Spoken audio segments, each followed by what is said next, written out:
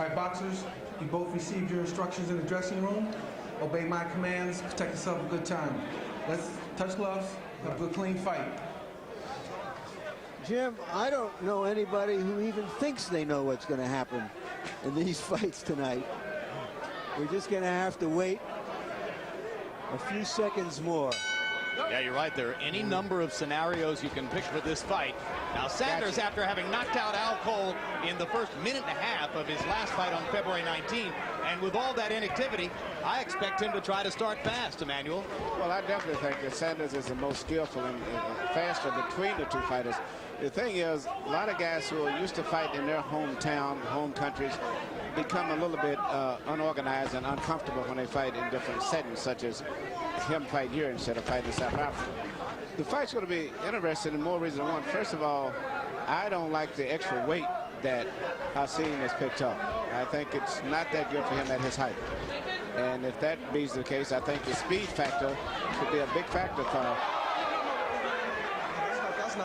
Randy Cotton ruling a slip. Yeah. Corrie Sanders went down early. But I think Corrie is a very good technical fighter. There's a lot of speed. And if he feels very comfortable and relaxed in this setting right here, he could be very difficult for Hasim. Of course, as you see, Sanders is a southpaw, and you've seen Rahman starting out trying to mount his attack behind the right-hand lead. That's a change for him. In the past, Rahman has been effective working off the jab. Now he backs Sanders into a corner and tries his hand at infighting. Well, the fact that Sanders is permitted to fight inside, but he seems to have been in control of everything. I just think the hand speed of Sanders is going to be a big factor. Sanders lands a short left hand, seems to wobble Rahman a bit. Rahman fighting out of the corner. Corrie Sanders with his hands down, very relaxed in the early going against Hasim Rahman. You know, we must remember that Rahman's last two major fights he lost by knockout, and they were really some powerful knockouts. He was hurt very seriously with Tua, and also the fight when he fought when he was knocked out by Oleg Moscow. So, you know, I don't know what effect that may have on him in addition to the extra weight. Yeah, he got launched by a right hand and came all the way through the ring ropes and landed on his head on concrete. You wonder, just the psychological hangover from that experience is a question mark. Could be a big factor.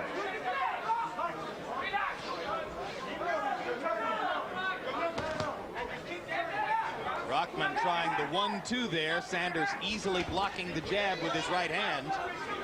Rahman's going to have to resist the natural instinct to work off the left jab constantly against Sanders. There he goes, the left hook to the body, and Sanders fires a counter in return. Sanders' speed seems to be a big factor in this fight at this point in time. And I think the fact that Rahman seemed to have slowed down even more so. I think the weight that he's gained, which he gained primarily from what I understand from lifting weights, is not healthy that much for his height. Sanders looks a little softer around the belly, particularly compared to Rahman, but there's a hard left hand, and obviously softness around the belly does nothing to slow Corrie Sanders' remarkable hand speed for such a big man.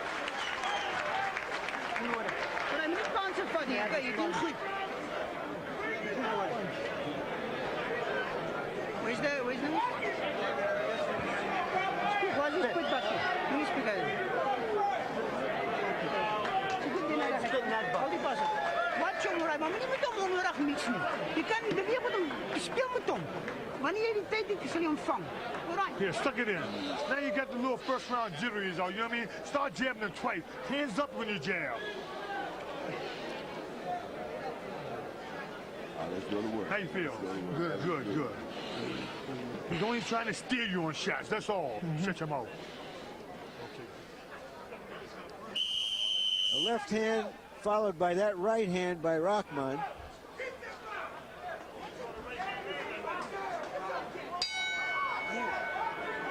CompuBox numbers in round number 1, Sanders 15 out of 60, Rahman 15 out of 46. Most of the connections were power punches. In previous fights we watched on tape, Corrie Sanders' corner, trainer Harold Volbrecht spoke to him in English. Thus, no Afrikaans interpreter. We were taken by surprise when they spoke Afrikaans in the corner at the end of round 1. Rahman has been primarily known throughout his career mostly as a right-hand puncher, which is good when you're fighting the southpaw, particularly because that's your best punch. And if he can land his right hand, he can possibly turn the fight around. But the fact that neither one of them are really effectively working with their jabs too much, that are landing, they're just using it as more of a pawing type punch, which means that the speed element is going to be a big factor for Sanders, and the power punch, I think, primarily is going to be going for Rahman. And it's interesting, too, that Rahman has been busier professional than Sanders, which, looking at his record, is really interesting that he has been very inactive. But the amateur career of Sanders was so much more extensive than that of Rahman, which, to my knowledge, didn't have much of an amateur career. And there you saw the action as Rahman landed a big right-hand counter after Sanders landed a left hand. Now Sanders trying to fire his left hand through Rahman's guard, and they trade punches in the corner. Corrie Sanders looking to hit a double or a triple, or maybe even a home run. Okay. This is turning out to be a good fight here. Both guys are getting hit. I think Sanders thinks he has Rahman in trouble. Well, I think the fact that Rahman is laying in the ropes and going into a defensive mode is pretty much luring Sanders into believing that he hasn't hurt. But the biggest thing is, to me, still is the speed and the extra weight that Rahman has picked up, which I don't think is going to help him. And you saw Rahman overcommit on a right hand, and Sanders was able to pop him with a quick left. That drove Rahman back into the ropes. Rahman is having to reach from way back with the right hand, and Corrie Sanders is stepping up inside and taking advantage of those counter opportunities. Yes, he is. And at this stage here, there it was again. Sanders is slowed down his footwork today. His speed is up from his hands, but not from his foot anymore. And as a result, I think this fight's going to turn out to be a slugfest. Well, if Rahman overcommits to one more right hand and Sanders can time the left-right, we'll find out if Rock can take his punch. Stop punch.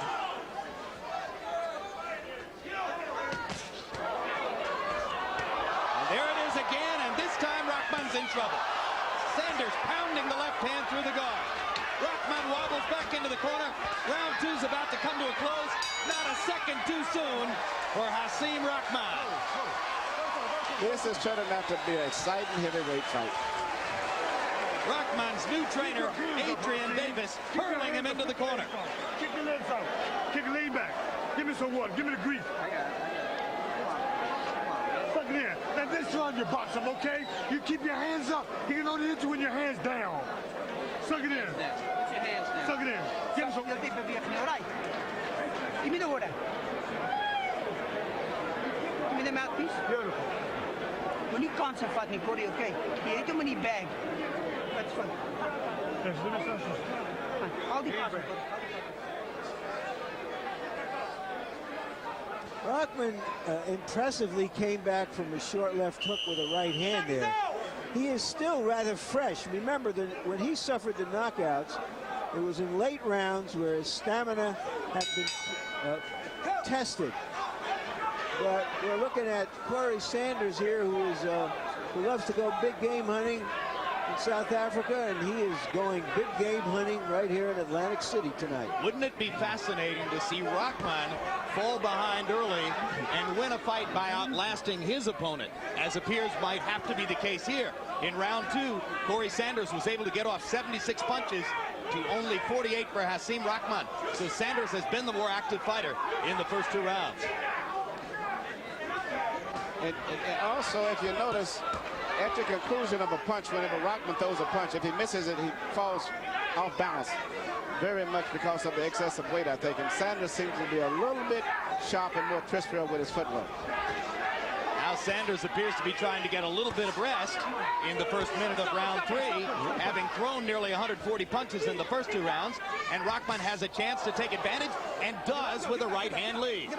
Rahman is gambling everything on his right-hand lead, because that's his breadwinner. It has been throughout his career, but particularly in this fight here. He's not concentrating on his left hook or his jab at all. He's depending entirely on one right hand. This is a power punch fight, folks. It's going to be Hasim Rahman's right hand against Corrie Sanders' left hand, and somebody's going to win this fight off their back foot. And I think it's going to be pretty soon, too. Body shot by Rahman. It seems that Sanders is relaxed and he's only watching Rahman's right hand. If Rahman would come back with a left hook, I think he would have a lot more going for him. But Sanders is watching only the right hand of Rahman right now. And I think what he's really dependent on is making Rahman miss a right hand and then trying to counter with a left.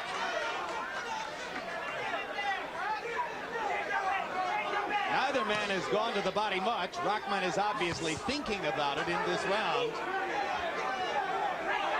Some body punching now. Oh, set up that was it. to He made it miss the left, right hand, and he countered with the left. Absolutely, he timed it right that time. So there's the first knockdown of the fight as Rahman goes down and complains to referee Eddie Cotton that it shouldn't have been ruled a knockdown. And he is wrong, of course, because the ropes held him up. It was an explosive left hand off the missed right. Now Sanders tries to finish up with 30 seconds to go in the round and goes down himself on a counter right hand. Yeah. 4, 5. I think he's stunned as much as being hurt because he didn't see the punch. He was in the process of trying to finish off Rahman. I don't know when I've seen a fighter walk to his corner and go down to his knee to rest. Bell sounded too early. Round hasn't ended. Oh, that wasn't the official bell. Somebody else sounded a bell of some sort. Well, that was confusing, but the fighters got through it okay, and what a round. Pretty much as we expected. You know you're through, you just let it go. Just let it go. Real good. Now once you get your win, suck it in. This guy ain't got it. Soon you hit the hand, you're gonna go. Come on, suck it in. Give us some work on the back of his head. Come on. Moet niet op gaan staan en treden, alsjeblieft. As long as you keep turning and stay away from his right hand. Relax, box op een jab. Ja. You see that? That's the left right there. Coming in. Perfectly timed left hook by Sanders. And the ropes clearly holding him up. Sanders getting cocky here, trying to finish it. Leaves himself open. Rahman, to his credit, saw it and shot his right through. So both men were down in the third. Go ahead, Larry. Well, you wonder if Sanders has used himself up because of all his activity. He looks a little bit wobbly right at this moment. And you wonder if Sanders suffers from ring rust at this point. All the years of inactivity, so many short fights. And now he catches Rahman again with the left. And Rahman tries to catch him with the right. This is just going to be an old-fashioned slugfest from here on in. And they almost both went down. Yeah, but Rahman held on to the ropes to break his fall. 6. Sanders looking confused now as he looks at his corner to Harold Bulbrecht. Long way to go in this round. Corrie Sanders' hands are down. He may be done in. Rahman is looking for the big right hand. And every time he throws a right hand, Sanders tries to counter with his left. And when Sanders gets caught, it's when he's going in, being aggressive. He never gets hit too much when he's in a counter-punching mode. Sanders with one more glance over to his corner as though there's something that Bulbrecht can tell him that'll help him out of this mess. Sanders has been down twice. Rahman's been down once. Well, they've seen a lot of stuff on the boardwalk in Atlantic City. I don't know the last time they saw something like this. I know. Derek Jefferson against Maurice Harris last November 6th. Same kind of fight. Boxing after dark, heavyweight fireworks. Sanders looks like he's in another world, but Rahman hasn't been able to take advantage in the last minute. Rahman is looking to throw his right hand and try to hit it, and Sanders is trying to make him throw the right hand and trying to counter with the left. There it is again. Every time he makes him throw the right, he tries to counter. One body shot, two body shots, three body shots. One of them was low. Sanders looks utterly done in. Loses his footwork for a moment. Sanders has made it known that his second biggest love is golfing, and maybe it might become his biggest love after this because it's totally just the opposite of what he's in tonight.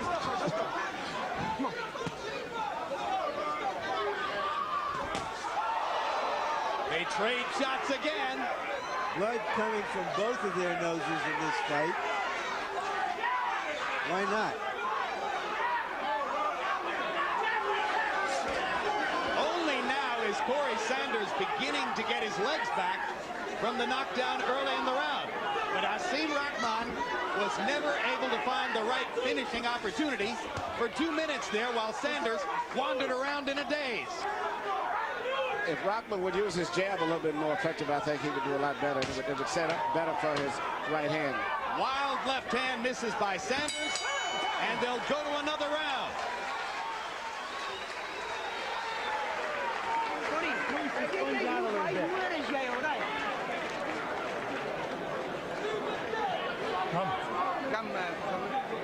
Corrie, spoeg je zijn. Die kan hij wel. Goed nog één. Get nothing.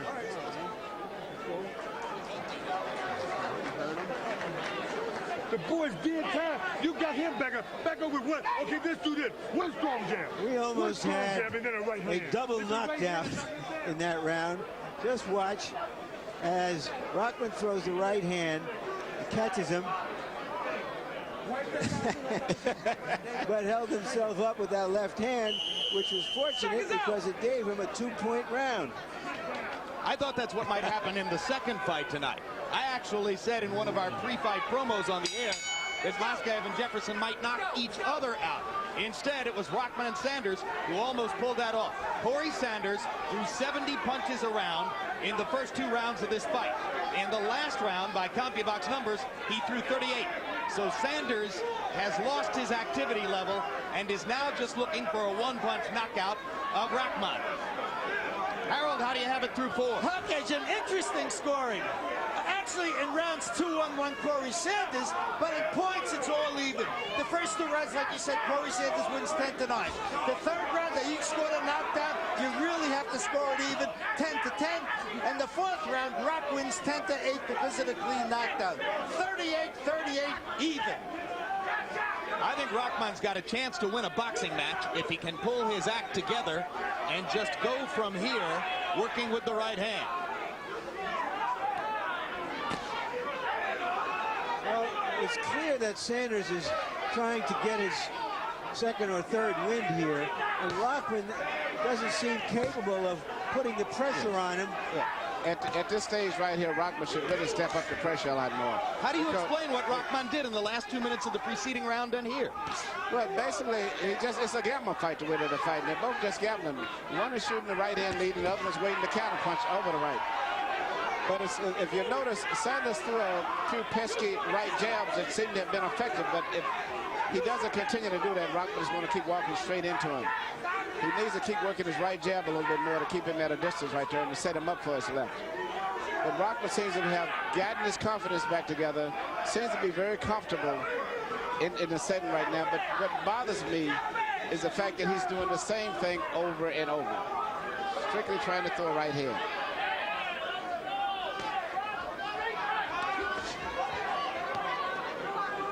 Round 5 is a totally arm-weary round for both fighters. Neither man has landed anything of significance here. Pesky jabs, as you called them, Emmanuel. The best that Corrie Sanders can offer. He's waiting for Rahman to throw another right hand, getting ready to drop the left on him, and Rahman's looking for the spot to throw the right hand.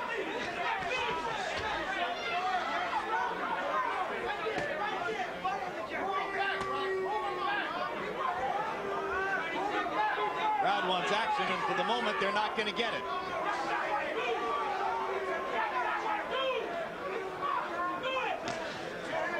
A fan who boos this fight ought to be throttled.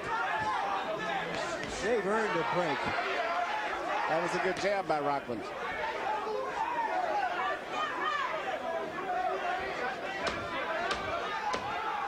Well, call it the 5th inning stretch, if you like. Tune in July 17 as HBO Sports presents our next Sports of the 20th Century documentary, When It Was a Game 3. Once again in our award-winning series, viewers will be taken back to an era when fans had special bonds with their heroes. The 1960s were a time of turbulent change, but throughout the decade, names like Clemente, Gibson, Mays, Mantle and Aaron still met greatness when it was a Game 3 with its exclusive home movies premiering in July on HBO. You doing this now. Back him up, fade him back. And look, every time something ain't right, put the hands up. All right, breathe in good, man. He's loping, though, Hasim. That's just... Don't make a move. You make me get this grease now. Don't move. All right. Come on, you're tight on it. Let's go. Round 5 totally unlike any of its predecessors. All of the 4 preceding rounds dominated by power punches. In round 5, Rahman threw 21 jabs and landed 8. And Sanders also actually connected on 9 jabs. So both fighters got whatever offense they got in the 5th round from the jab, and it was precious little. Let's see who gets the second win first. Both guys seem to be mentally alert, though, and seem to be trying to sort things out, so to say. I think the jab is becoming more of a factor there as the fight is moving on. And once again, maybe they're rested up, they're ready to resume where they left off a couple of rounds ago. Rahman lands a straight left hand. Sanders looks fresh enough to counter with the left. Rahman is more effective when they get inside.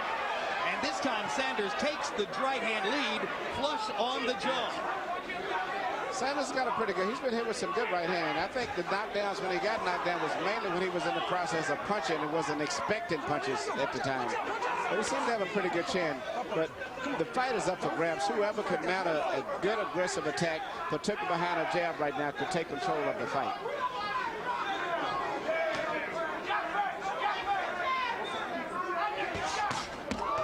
Same again. Another counter left hand by Sanders.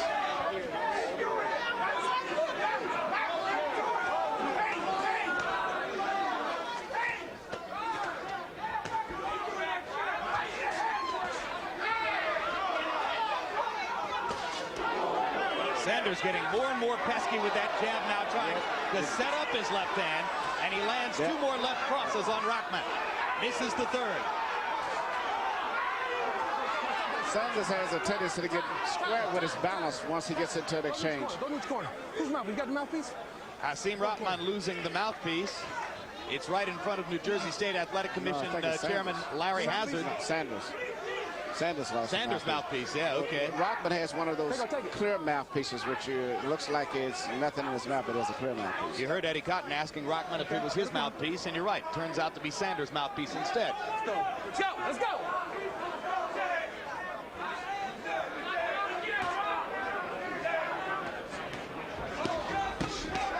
Rahman going to the body with the right hand. I like that idea.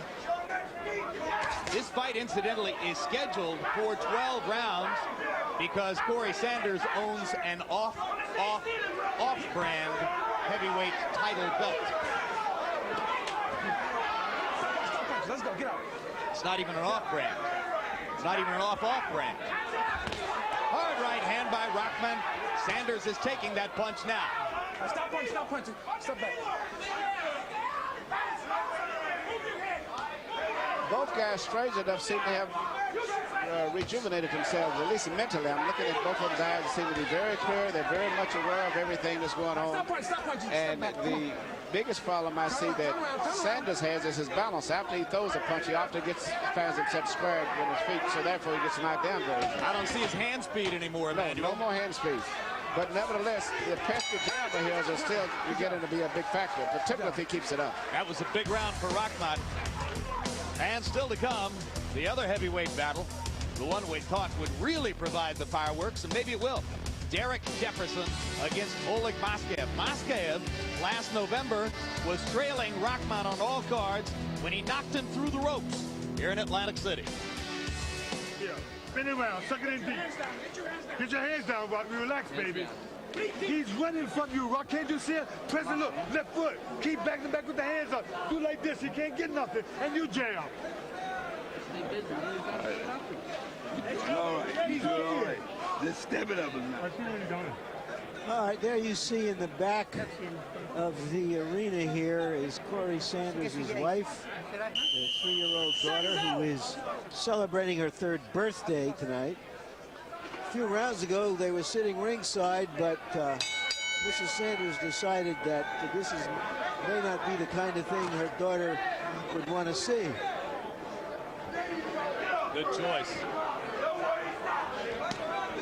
Interesting fight halfway through.